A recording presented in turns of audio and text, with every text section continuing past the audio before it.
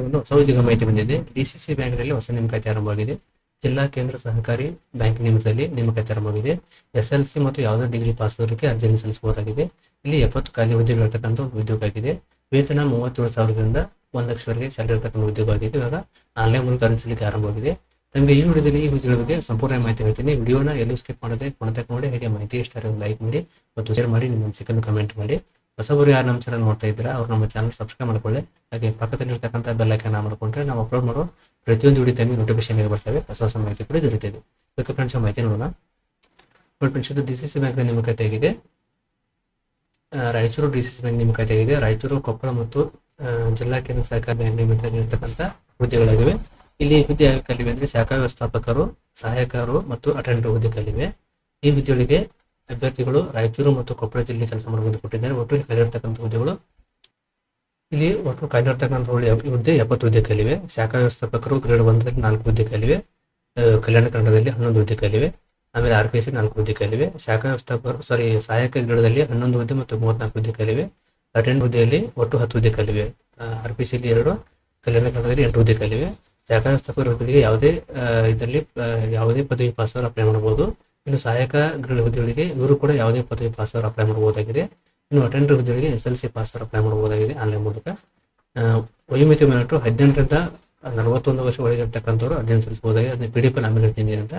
Salary 63,100ರಿಂದ 76,000 salary ಇರುತ್ತೆ, basic salary. ಆಮೇಲೆ ಆಯ್ಕೆ ವಿಧಾನ 1:5 ಅನುಪಾತದ ಮೇಲೆ ಲಿಖಿತ ಪರೀಕ್ಷೆ ನಡೆಸಿ 1 ಅಂಕಗಳ ಪಡೆದ ಅಂಕಗಳ ಆಧಾರದ ಮೇಲೆ 1:5 ಸಂದರ್ಶನಕ್ಕೆ ತೆಗೆದುಕೊಟ್ಟಿದ್ದಾರೆ. ಶುಲ್ಕ ಬಂದ್ಬಿಟ್ಟು 800ರಿಂದ 1,600ವರೆಗೆ ಶುಲ್ಕ ಇರತಕ್ಕಂಥ ಒಂದು ಆಗಿದೆ. ಶಾಖಾ ವ್ಯವಸ್ಥಾಪಕರಿಗೆ. ಅಟೆಂಡರ್ಗೆ 1,000 ಇರ್ತದೆ. ಪಾವತಿ ಮಾಡಿದ ಆನ್ಲೈನ್ ಮೂಲಕ ಇರುತ್ತದೆ. ಇನ್ನು ಅರ್ಜಿ ಸಲ್ಲಿಸುವ ಡೇಟ್ ನೋಡ್ಬೇಕಾದ್ರೆ 21 ನವೆಂಬರ್ 2025ರಿಂದ ಅರ್ಜಿ ಸಲ್ಲಿಕೆ ಆರಂಭವಾಗಿದೆ. ಲಾಸ್ಟ್ ಡೇಟು ಡಿಸೆಂಬರ್ 22, 2025 ಆಗಿದೆ. ನಿಶ್ಚಿತ ಅವಧಿಯನ್ನು ಆನ್ಲೈನ್ ಮೂಲಕ ಸಲ್ಲಿಸಬಹುದಾಗಿದೆ. ಇವಾಗ PDF ಮತ್ತು ಮಾಹಿತಿ ಕೊಟ್ಟಿದ್ದಾರೆ, ಅದನ್ನು ನಾವು ನೋಡ್ಕೊಂಬರೋಣ. ಹಾಗೂ ಅಪ್ಲೈ ಆಗಿದೆ ಅಂತ ನೋಡ್ಕೊಂಬರೋಣ. ಇದು Raichur Koppal district cooperative bank website ಆಗಿದೆ. ಇಲ್ಲಿರ್ತಕ್ಕಂಥ ಹುದ್ದೆಗಳಾಗಿವೆ. ಇದು ಮೇನ್ ಪೇಜ್ ಆಗಿದೆ. ಇವರು PDF ಕೊಟ್ಟಿದ್ದಾರೆ. PDF ಅಲ್ಲಿ ಎಷ್ಟು ಪೇಜ್ ಏನೆಂದು ಕೊಟ್ಟಿದ್ದಾರೆ. ಇದು ಸುಮಾರು 28 ಪೇಜ್ PDF ಕೊಟ್ಟಿದ್ದಾರೆ. ಇಲ್ಲಿ ರಾಯಚೂರು, ಕೊಪ್ಪಳ ಮತ್ತು ಜಿಲ್ಲಾ ಕೇಂದ್ರ ಸಹಕಾರಿ ಬ್ಯಾಂಕ್ ಕೊಟ್ಟಿದ್ದಾರೆ. ಡೇಟು 21/11/2025 ಆಗಿದೆ. ಇಲ್ಲಿ ನೇಮಕಾತಿ ಪ್ರಕಟಣೆ ಕೊಟ್ಟಿದ್ದಾರೆ. ಇಲ್ಲಿ ರಾಯಚೂರು ಮತ್ತು ಕೊಪ್ಪಳ ಜಿಲ್ಲಾ ಕೇಂದ್ರ ಸಹಕಾರಿ ಬ್ಯಾಂಕ್ನಲ್ಲಿ ಖಾಲಿರುವ ಉಳಿಕೆ ಮೂಲ ವೃಂದ ಮತ್ತು ರಾಜ್ಯದ ವೃಂದದಲ್ಲಿನ ತಲಕಂಡ ಗ್ರೂಪ್ A ಮತ್ತು ಗ್ರೂಪ್ C, ಗ್ರೂಪ್ B ಮತ್ತು ಗ್ರೂಪ್ C ಹುದ್ದೆಗಳಿಗೆ ನೇರ ನೇಮಕಾತಿ ಕೊಟ್ಟಿದ್ದಾರೆ. ಇಲ್ಲಿ 19/7/2025 ಅನುಮತಿ ನಿಧಿಯನ್ನು ಕೊಟ್ಟಿದ್ದಾರೆ. ಆನ್ಲೈನ್ ಮೂಲಕ ಅರ್ಜಿಯನ್ನು ಕೊಟ್ಟಿದ್ದಾರೆ. ಇಲ್ಲಿ ಉಳಿಕೆ ಮೂಲ ವೃಂದದಲ್ಲಿ ಖಾಲಿರ್ತಕ್ಕಂಥ ಹುದ್ದೆಗಳಾಗಿವೆ. ಪದನಾಮ, ಹುದ್ದೆಗಳ ಹೆಸರು, ವೇತನ ಶ್ರೇಣಿ ಕೊಟ್ಟಿದ್ದಾರೆ. ಶಾಖಾ ವ್ಯವಸ್ಥಾಪಕರು ಗ್ರೇಡ್ 1ರಲ್ಲಿ 4 ಹುದ್ದೆ ಖಾಲಿವೆ. ಇವರು ಸ್ಯಾಲರಿ 63,100ರಿಂದ 1,12,900 ಪರ್ ಮಂತ್ ಸ್ಯಾಲರಿ ಇರುತ್ತೆ.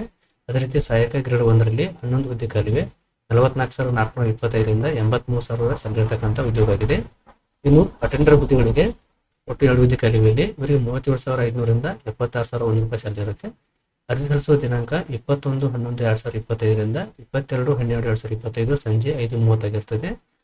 ಪರೀಕ್ಷಾ ದಿನಾಂಕ 15/1/2025 ಅಂತ ಕೊಟ್ಟಿದ್ದಾರೆ. ಇಲ್ಲಿ ಅರ್ಜಿ ಸಲ್ಲಿಸುವಲ್ಲಿ ಏನಾದ್ರು ತೊಂದರೆ ಬಂದರೆ ಈ ನಂಬರ್ಗೆ ಕಾಂಟ್ಯಾಕ್ಟ್ ಮಾಡೋಂಥ ಫೋನ್ ನಂಬರ್ ಕೂಡ ಕೊಟ್ಟಿದ್ದಾರೆ ಅವರು. ಇಲ್ಲಿ ಗ್ರೂಪ್ A ಮತ್ತು ಗ್ರೂಪ್ B, ಗ್ರೂಪ್ C ಹುದ್ದೆ ಕೊಟ್ಟಿದ್ದಾರೆ. ಇಲ್ಲಿ ಶಾಖಾ ವ್ಯವಸ್ಥಾಪಕರಲ್ಲಿ ಕಲಿಯತಕ್ಕಂಥ 4 ಅಂತ ಕೊಟ್ಟಿದ್ದಾರೆ. ಕಾಸ್ಟ್ ವೈಸ್ ಕೊಟ್ಟಿದ್ದಾರೆ, ನೋಡ್ಕೊಳ್ಳೋದನ್ನ. ಇನ್ನು ಗ್ರೂಪ್ C ದಲ್ಲಿ ಅಟೆಂಡರ್ ಹುದ್ದೆಗಳು 2 ಹುದ್ದೆ ಕೊಟ್ಟಿದ್ದಾರೆ. ಗ್ರೂಪ್ B ದಲ್ಲಿ ಒಟ್ಟು 11 ಹುದ್ದೆ ಕಲಿವೆ. ಇವು ಕಾಸ್ಟ್ ಸಂಬಂಧಪಟ್ಟಂತ ತಮ್ಮ ಕಾಸ್ಟ್ ಕೊಟ್ಟಿದ್ದಾರೆ, ಯಾವ್ಯಾವ ಆ ಕಾಸ್ಟ್ ನೋಡ್ಕೊಂಡು ಅರ್ಜಿ ಸಲ್ಲಿಸಬಹುದು. ಇಲ್ಲಿ ಆಯ್ಕೆ ವಿಧಾನ ಯಾವ ರೀತಿ ಕೊಟ್ಟಿದ್ದಾರೆ. ಶಾಖಾ ವ್ಯವಸ್ಥಾಪಕ ಹುದ್ದೆಗಳಿಗೆ ಶಾಖಾ ವ್ಯವಸ್ಥಾಪಕರ ಗ್ರೇಡ್ 1 ಮತ್ತು ಸಹಾಯಕ ಗ್ರೇಡ್ ಹುದ್ದೆಗಳನ್ನು 2 ಗಂಟೆಗಳ ಅವಧಿ ಪರೀಕ್ಷೆ ಹಾಗೂ ಸಂದರ್ಶನ ಮೂಲಕ ಆಯ್ಕೆ ಮಾಡಲು ಕೊಟ್ಟಿದ್ದಾರೆ. ಇಲ್ಲಿ ಎಕ್ಸಾಮ್ ಮಾಹಿತಿ. ಎಕ್ಸಾಮ್ ಯಾವ ರೀತಿ ಇರುತ್ತೆ ಅಂದ್ರೆ ಕನ್ನಡ ಭಾಷೆ, ಸಾಮಾನ್ಯ ಇಂಗ್ಲಿಷ್, ಸಾಮಾನ್ಯ ಜ್ಞಾನ, ಸಹಕಾರಿ ವಿಷಯ, ಭಾರತ ಸಂವಿಧಾನ, ಬ್ಯಾಂಕ್ ಮತ್ತು ಸಂಸ್ಥೆಯ ಚಟುವಟಿಕೆ ಅಂತ ಕೊಟ್ಟಿದ್ದಾರೆ. ಇಲ್ಲಿ 200 ಅಂಕದ ಎಕ್ಸಾಮ್ ಕೊಟ್ಟಿದ್ದಾರೆ. ಇದು ಮೆರಿಟ್ ಲಿಸ್ಟ್ ಅಂತ ಕೊಟ್ಟಿದ್ದಾರೆ. 1:5 ಅನುಪಾತ. ಎಕ್ಸಾಮ್ ಪಾಸ್ ಆದ ನಂತರ ಮೆರಿಟ್ ಮೇಲೆ ತೆಗೆದು 1:5 ಅನುಪಾತ ಕೊಡ್ತಾರೆ. ಅದಕ್ಕೆ ಅದು ಪಾಸ್ ಆದ ನಂತರ ಅವರು ಸಂದರ್ಶನ ಕರೆದು ಕೊಟ್ಟಿದ್ದಾರೆ. ಇಲ್ಲಿ ಆಮೇಲೆ ಅಟೆಂಡರ್ ಹುದ್ದೆಗೆ 1 ಗಂಟೆ ಅವಧಿ ಲಿಖಿತ ಪರೀಕ್ಷೆಯನ್ನು ಕೊಟ್ಟಿದ್ದಾರೆ. ಅಟೆಂಡರ್ ಹುದ್ದೆಗೆ 100 ಮಾರ್ಕ್ಸ್ ಎಕ್ಸಾಮ್ ಬರ್ತದೆ. ಕನ್ನಡ ಭಾಷೆ 50, ಸಾಮಾನ್ಯ ಜ್ಞಾನ 50, 100 ಮಾರ್ಕ್ಸ್ ಎಕ್ಸಾಮ್ ಬರ್ತದೆ. ಇವರು ಕೂಡ ಅಟೆಂಡರ್ ಹುದ್ದೆಗೆ ಲಿಖಿತ ಪರೀಕ್ಷೆಯಲ್ಲಿ ಪಡೆದ ಅಂಕಗಳ ಆಧಾರದ ಮೇಲೆ ರಚಿಸಲಾದ ಅರ್ಹತಾ ಮೆರಿಟ್ ಲಿಸ್ಟ್ 1:5 ಅನುಪಾತ ಮೇಲೆ ಸಂದರ್ಶನಕ್ಕೆ ಅಂತ ಕೊಟ್ಟಿದ್ದಾರೆ. ಇದು ಕೂಡ ಸೇಮ್ ಆಗಿದೆ. 85% ಕಳಿಸಿ 15% ಅಂಕಗಳನ್ನು ಸಂದರ್ಶನಕ್ಕೆ ನಿರ್ಣಯ ಕೊಟ್ಟಿದ್ದಾರೆ.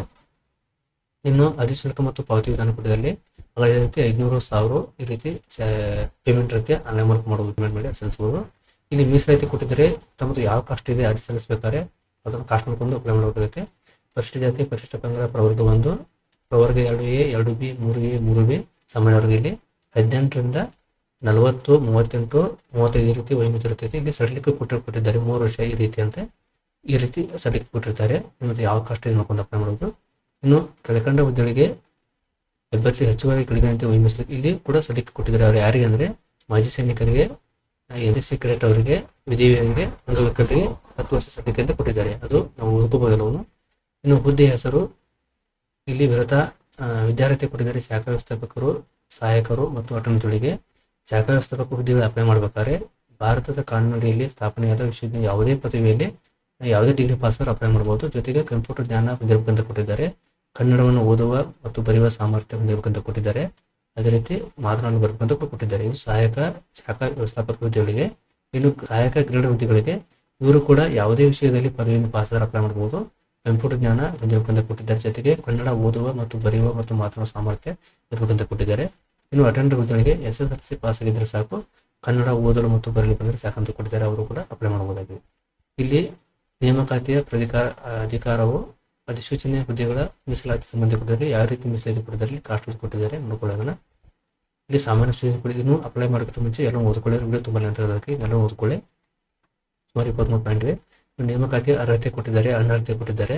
ಇದು ಓದ್ಕೊಂಡು ಅಪ್ಲೈ ಮಾಡೋಣ ಮೂಲಕ ಮೀಸಲಾತಿ ಯಾವ ರೀತಿ ಅದನ್ನು ಕೊಟ್ಟಿದ್ದಾರೆ. ಅಂಗವಿಕಲರು ಕೂಡ ಕೊಟ್ಟಿದ್ದಾರೆ. ಅದರಲ್ಲಿ ಅವರು ಕೂಡ ನೋಡ್ಕೋಬಹುದು ಏನಿದೆ ಅಂತವ್ರಿಗೆ ಮೀಸಲಾತಿ.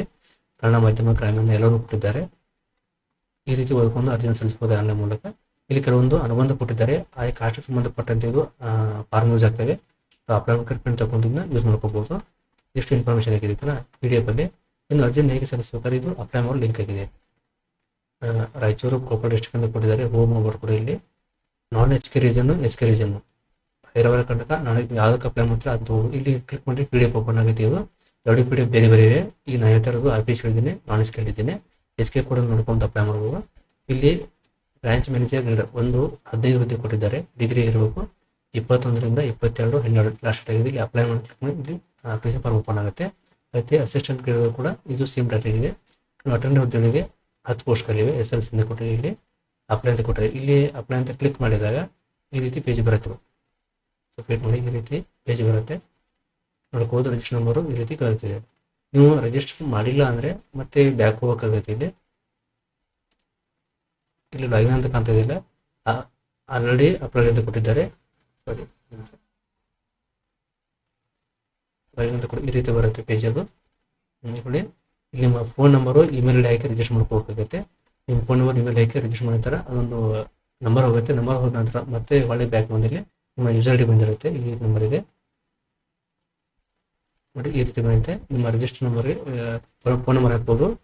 ಅಪ್ಲೈ ಫಾರ್ ನೀವು HK ಹಾಕಿದ್ರೆ ನಾನ್ HK ಹಾಕಿ ಎರಡು ಇಲ್ಲಿ ಓಪನ್ ಆಗುತ್ತೆ. HK ಹಾಕಿ, ನಾನ್ HK ಹಾಕಿ ಇಲ್ಲಿ ಕ್ಲಿಕ್ ಮಾಡಿದಾಗ ಇಲ್ಲಿ ನಿಮ್ಮ ರಿಜಿಸ್ಟರ್ ನಂಬರ್ ಹಾಕಿ ಗೆಟ್ OTP ಅಂತ ಕೊಟ್ಟರೆ OTP ಹೋಗುತ್ತೆ. ಎಕ್ಸಾಂಪಲ್ ಅಂತ ತೋರಿಸ್ತೀನಿ, ಒಂದು ಡೆಮೋ ನಂಬರ್ ಹಾಕಿ ಇಲ್ಲಿ ಗೆಟ್ OTP ಅಂತ ಕೊಟ್ಟರೆ ಆ ನಂಬರ್ಗೆ OTP ಹೋಗುತ್ತೆ. ಅದು OTP ಹೋದ ನಂತರ ಈ ರೀತಿ OTP ಹೋಗಿರುತ್ತೆ. OTP ಹಾಕಿ ಇಲ್ಲಿ ಸಬ್ಮಿಟ್ ಮಾಡಿದ್ರೆ ಈ ರೀತಿ ಓಪನ್ ಆಗುತ್ತೆ ಫಾರ್ಮು. ಮೊದಲದಾಗಿ ಇಂಪಾರ್ಟೆಂಟ್ ಕೊಟ್ಟಿದ್ದಾರೆ. Download job notification, photo, signature, Aadhaar card ಬೇಕಂತ ಕೊಟ್ಟಿದ್ದಾರೆ. ಇಮೇಜ್ ರೆಡಿ ಮಾಡ್ಕೊಳ್ಳಿ. Need to upload caste income certificate ಬೇಕಂತ ಕೊಟ್ಟಿದ್ದಾರೆ. ಅಪ್ಲಿಕೇಶನ್ ಮಾಸ್ ಕಾರ್ಡು ಇವೆಲ್ಲ ಬೇಕಂತ ಕೊಟ್ಟಿದ್ದಾರೆ. Upload should be JPG PNG ಇಲ್ಲಿ ಕೊಟ್ಟಿದ್ದಾರೆ. ಮತ್ತು ಇಮೇಲ್ ಐಡಿ, ಫೋನ್ ನಂಬರು ಇವೆಲ್ಲ ಇರಬೇಕಂತ ಕೊಟ್ಟಿದ್ದಾರೆ. ಅಪ್ಲೈ ಮಾಡೋಕ್ಕಿಂತ ಮುಂಚೆ ಇವನ್ನೆಲ್ಲ ರೆಡಿ ಮಾಡಿಕೊಂಡು ತಾವು ಅರ್ಜಿಯನ್ನು ಆನ್ಲೈನ್ ಮೂಲಕ ಹಾಕಬಹುದಾಗಿದೆ. ಓಕೆ ಫ್ರೆಂಡ್ಸ್, ತಮಗೆ ಈ ಮಾಹಿತಿ ಇಷ್ಟ ಆಗಿದೆ ಅನ್ಕೋತೀನಿ. ಇಷ್ಟಾದರೆ ಒಂದು ಲೈಕ್ ಮಾಡಿ ಮತ್ತು ಶೇರ್ ಮಾಡಿ. ಓಕೆ ಫ್ರೆಂಡ್ಸ್, ನಮಗೆ ಈ ಮಾಹಿತಿ ಇಷ್ಟ ಆಗಿದೆ ಅನ್ಕೋತೀನಿ. ದಯವಿಟ್ಟು ಇಷ್ಟ ಆದರೆ ಒಂದು ಲೈಕ್ ಮಾಡಿ ಮತ್ತು ಶೇರ್ ಮಾಡಿ. ನಿಮ್ಮ ಮನಸ್ಸಿಗೆ ಕಮೆಂಟ್ ಮಾಡಿ. ಹೊಸಬರು ನಮ್ಮ ಚಾನಲ್ ಯಾರು ನೋಡ್ತಾರೆ ಅವರು ಸಬ್ಸ್ಕ್ರೈಬ್ ಮಾಡಿಕೊಳ್ಳಿ. ಅಂದರೆ ಮುಂದೆ ಬರುವಂಥ ವಿಡಿಯೋ ತಮಗೆ ಮಾಹಿತಿ ಸಿಗುತ್ತೆ ಅಂತ ಹೇಳ್ತೀನಿ. ತಮಗೆ ಈ ಮಾಹಿತಿ ಇಷ್ಟ ಲೈಕ್ ಮಾಡಿ ಮತ್ತು ಶೇರ್ ಮಾಡಿ. ಓಕೆ, ವಿಡಿಯೋ ನೋಡೋಕ್ಕೆ ತುಂಬ ಧನ್ಯವಾದಗಳು. Thanks for watching. ಜೈ ಹಿಂದ್, ಜೈ ಕರ್ನಾಟಕ. ಇನ್ನೊಂದು ವಿಷಯ ಏನಪ್ಪ ಅಂದರೆ ಈ ಲಿಂಕನ್ನು ಇದೇ ವಿಡಿಯೋ ಕಡೆ ಕೊಟ್ಟಿರ್ತೀನಿ. ಅಲ್ಲಿ ಹೋಗಿ ತಾವು ನೇರವಾಗಿ ನೋಡಿಕೊಂಡು PDF ನೋಡಿಕೊಂಡು ಅರ್ಜಿಯನ್ನು ಸಲ್ಲಿಸಬಹುದು.